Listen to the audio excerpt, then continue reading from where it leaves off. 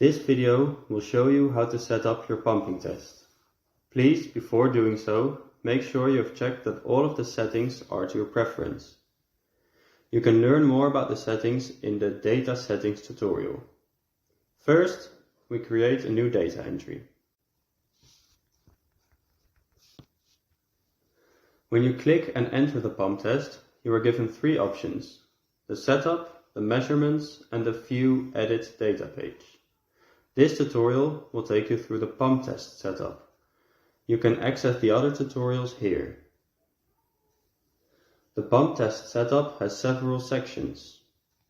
In the tab called General, enter basic information about your pump test. At Pump Test, insert information about the duration of your test.